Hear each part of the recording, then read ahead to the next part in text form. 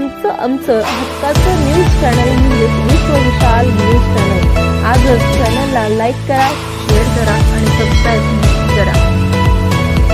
स्वागत आहे आपल्या सर्वांचं विश्व विशाल न्यूज मध्ये. आता मी आहे धाराशिव मध्ये आणि धाराशिव इथे महाविकास आघाडीचे उमेदवार ओमप्रकाश राजे निंबाळकर यांनी आघाडी घेतली असून त्या संदर्भामध्ये महाविकास आघाडीचे जे कार्यकर्ते आहेत त्यांनी जल्लोष करायला सुरुवात केलेली आहे.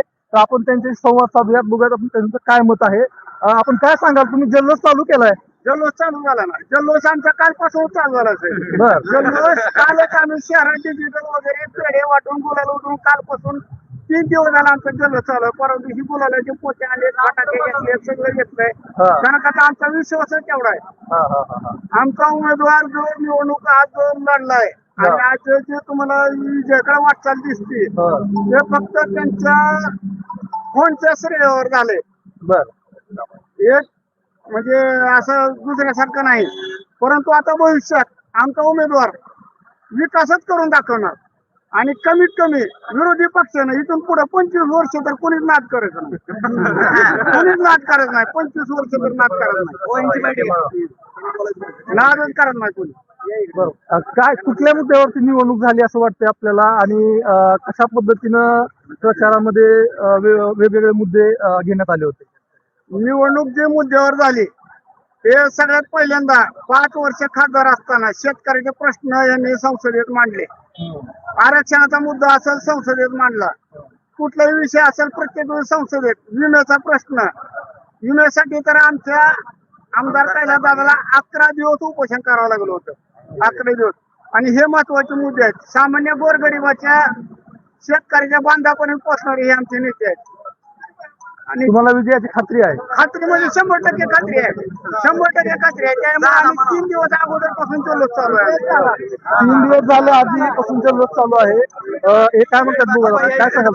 आज सर्वसामान्य ओमदादा यांचे प्रतिष्ठा पणाला लावणारे आपल्या देशाचे पंतप्रधान यांची सभा होऊन देखील आज कमीत कमी 2 ते 2.5 लाखाचा मताचा दिक्याने आज पंतप्रधान येऊन आपल्या उस्मानाबाद जिल्ह्यामध्ये त्यांची काय लायकी राहिली हे त्यांनी स्वतः आत्मपरीक्षण करावं आणि ओमदादाला चॅलेंज करणाऱ्यांनी स्वतः आपली लायकी नसल्यामुळे घरी जाऊन आपल्या जिल्ह्याचे आरोग्यमंत्री तानाजीराव सावंत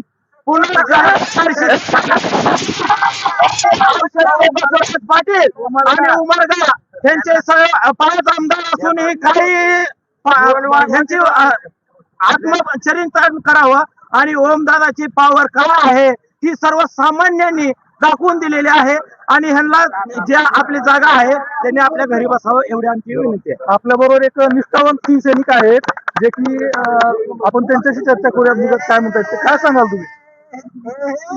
मला ओमदादानी मला पाय दिले.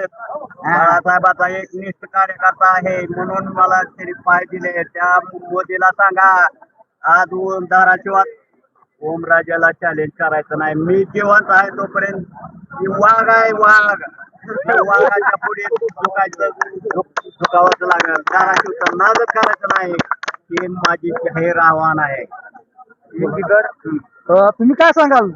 तर कसं आहे, भाजपनं जे महाराष्ट्रात फोडाफोडीचं राजकारण केलं, शिवसेना फुटली किंवा जे जातीचं समीकरण असेल, आरक्षणाचे मुद्दे असतील, मराठा आरक्षण असेल, या गोष्टीला सगळ्या जनता कंटाळली.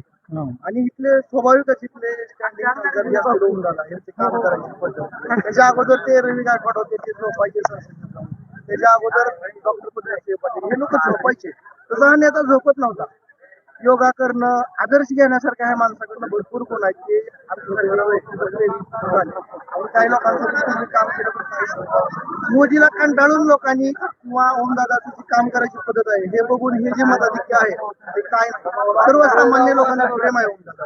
किती मताधिक्याने निवडून येतील असं वाटतं? 1.5 लाख मतापेक्षा जास्त मतांनी ओमदादा निवडून येतील. त्याच्यात काही आपण महाविकास आघाडीच्या कार्यकर्त्यांशी संवाद साधलेला आहे. तर ओमराजे निंबाळकर हे 1.5 लाख मताधिक्याने निवडून येतील अशी त्यांना खात्री आहे. आपण इथं थांबूयात. विश्व विशाल न्यूज साठी मी विशाल जगदाळे, धाराशिव. तुमचं आमचं हक्काचं न्यूज चॅनल म्हणजेच विश्व विशाल न्यूज चॅनल. आजच चॅनल लाईक करा, शेअर करा